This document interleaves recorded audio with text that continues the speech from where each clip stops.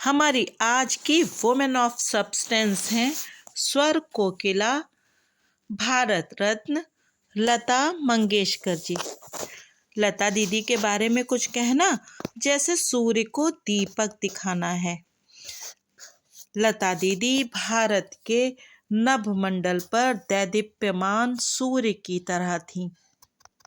लता दीदी का जन्म 28 सितंबर सन 1929 को इंदौर में हुआ था। उन्होंने अपने बचपन के कुछ वर्ष इंदौर में ही गुजारे। उसके बाद वो महाराष्ट्र चली आईं। उनका नाम पहले हेमा रखा गया था, लेकिन फिर उनके पिता के एक नाटक के एक चरित्र के आधार पर, जिसका नाम लतिका था, उनका नाम लता, और गोवा में उनके गांव मंगेशी के आधार पर उनका नाम लता मंगेशकर रख दिया गया।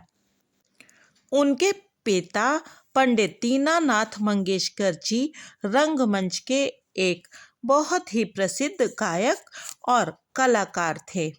जब लता दीदी छोटी थी तब कुंदन लाल सहगल जी की फिल्म चंडीदास देख करके उन्होंने कहा था कि वो सहगल साहब से ही विवाह करेंगी। अपने पिता की असामयिक मृत्यु के कारण उन्हें फिल्मों में काम करना पड़ा। उनकी पहली फिल्म थी मराठी फिल्म कीर्ति हसाल, जिसके लिए उन्होंने अपना पहला गाना गाया था, और उन्होंने कुछ फिल्मों में अभिनय भी किया।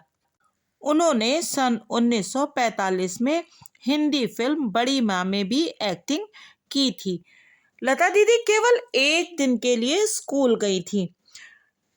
ऐसा इसलिए हुआ था क्योंकि अपनी छोटी बहन आशा जी के साथ जब वो स्कूल गई तो उन्होंने बच्चों को संगीत की शिक्षा देना प्रारंभ कर दिया, और टीचर को तो ये बिल्कुल अच्छा नहीं लगा। और बस उसके बाद जैसे ही टीचर की डांट पड़ी तो लता दीदी ने स्कूल जाना छोड़ दिया। यूँ तो लता दीदी ने बहुत सारे गाने गाए, और आप ये कह नहीं सकते हैं कि आपको उनका कौन सा गाना पसंद है, क्योंकि उनके गाए सारे के सारे गाने बेहद खूबसूरत हैं। उनको प्रसिद्ध मिली उनके सन 1949 में महल फिल्म के गीत आएगा आने वाला से, और ये गीत सुपर डुपर हिट हो गया और हर एक व्यक्ति की जबान पर बस यही गीत था। ये गीत आज भी उतना ही फेमस है। लता दीदी ने 20 से अधिक भाषाओं में लगभग 30,000 से अधिक गाने गाए हैं। लता जी को भारत रत्न भी मिला है, और इसके अलावा सैकड़ों पुरस्कार उनको और मिले हैं, लेकिन उन पुरस्कारों का खुद का सम्मान इसलिए बढ़ गया क्योंकि लता दीदी ने उन पुरस्कारों को स्वीकार किया।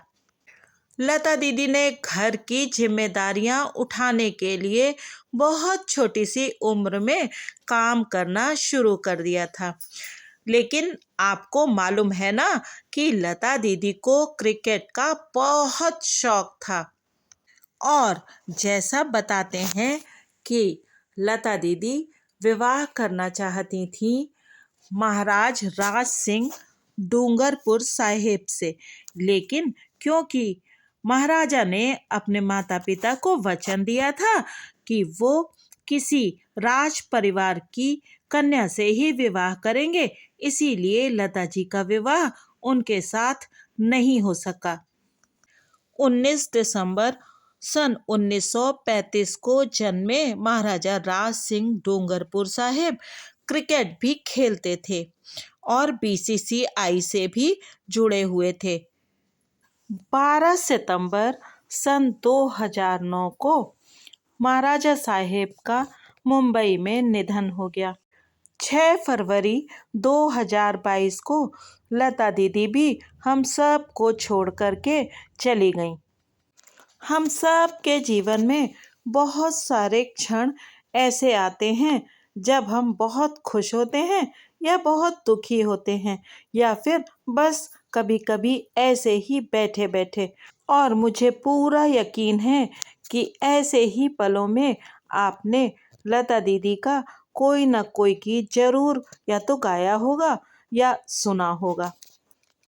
लता जी का गाया हुआ कौन सा गीत फेवरेट है मेरा, मैं ये तो आपको नहीं बता सकती क्योंकि मुझे उनके गाए सभी गीत बहुत अच्छे लगते हैं। हाँ, अगर आप कोई एक गीत बता सकें तो कमेंट करके मुझे ज़रूर बताइएगा।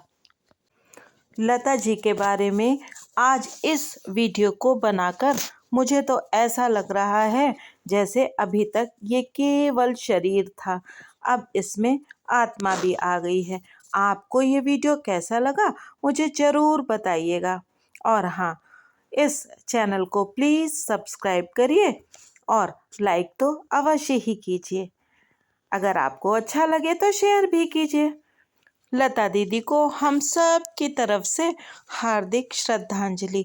हमारी यादों में वो हमेशा मुस्कुराती बनी रहेंगी और हमारे कानों में उनकी मधुर आवाज़ सदा गूंजती रहेगी। Thank you.